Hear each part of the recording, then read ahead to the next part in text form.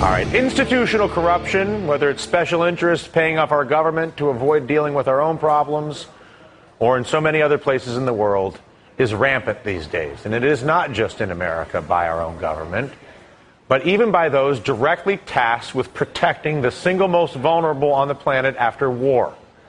Corruption at places like the United Nations.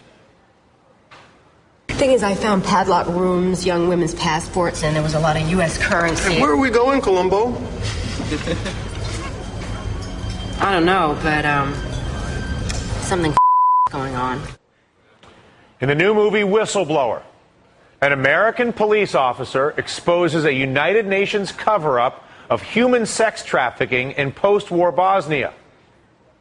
The Academy Award-winning actress Rachel Weisz plays our next guest, who is the actual individual who did this. Kathy Bolkovac, on whom the movie is based, also with us, the film's director, Larissa Kondracki, and I congratulate both of you on bringing this startling story to light. Give us a sense of what we need to know. Well, I think the main thing that you need to know is that this has not just been happening recently. This has been going on for decades. Tell us what this is. What's going on? Well, this is actually human trafficking for forced prostitution, an organized crime that's been, I guess, basically entangled into the United Nations, our International Police Task Force, our own State Department for many, many years. When you say entangled, what do you mean? I mean, people, International Police Task Force officers like myself, who went overseas to serve our country and work for the United Nations, were caught using brothels, buying women outright, not just for prostitution services within the brothel, but actually buying them for thousands of euros, taking them home, abusing them, making rape videotapes. They were also caught bringing women across borders, trafficking them, forging documents. And these are individuals that are being presented to the local population, the young women, and as their protectors, as those who have come to end the war. Is that correct? These are international diplomats, S4 soldiers, International Police Task Force, civilian police, as well as local police. And how did they react when how did senior management, if you will, at the UN and the International Police Force react when you said what was going on?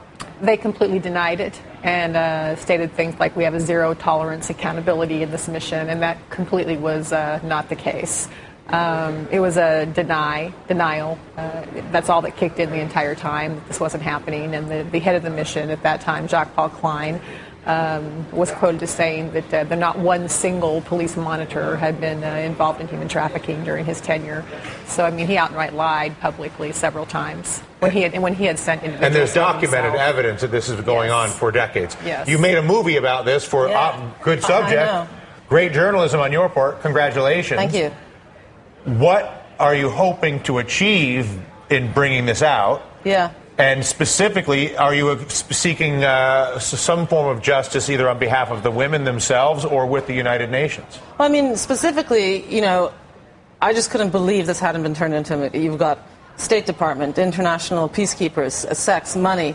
It's a Robert Ludlum thriller, you know? And so our first goal was to make a movie that got people into theaters so that then when they go home, they're going to look it up. Go look at Google, look up what's happening. And I hope it becomes part of the public discourse, because that's the only way, I think, that things really are going to change. Is the suggestion in your movie that a culture of sexual abuse, of sexual possession, of sexual trafficking in women is endemic to the global UN peacekeeping international police force, or is a suggestion that this was a unique event that happened in Bosnia? It's absolutely not a unique event, and we have that at the end. We have title cards that tell us that it still happened. I mean, there's reports coming out of Afghanistan today, but I do think you have to look at sort of this group mentality, this culture. You've got guys going over that grew up on Vietnam movies, you know, oh, just before I go in the jungle, I got 2 days in Saigon, so, and there's some girl sitting there going $5. So I didn't, you know, it wasn't my intention to point out individuals, but to actually look at a system that has allowed this and continues to allow it. And that's what they call these girls, whores of war. But, you know, and this has been going on for decades. Asia, Africa. Suddenly, though, you can put a white girl on a poster and it's a sexy topic.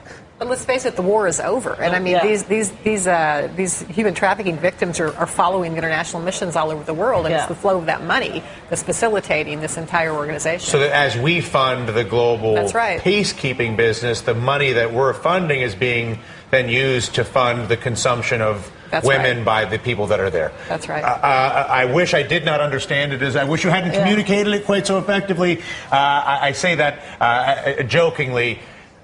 You bear an extraordinary story, and I thank you for sharing it with us. Thank you for having us. The movie is The Whistleblower. Check it out.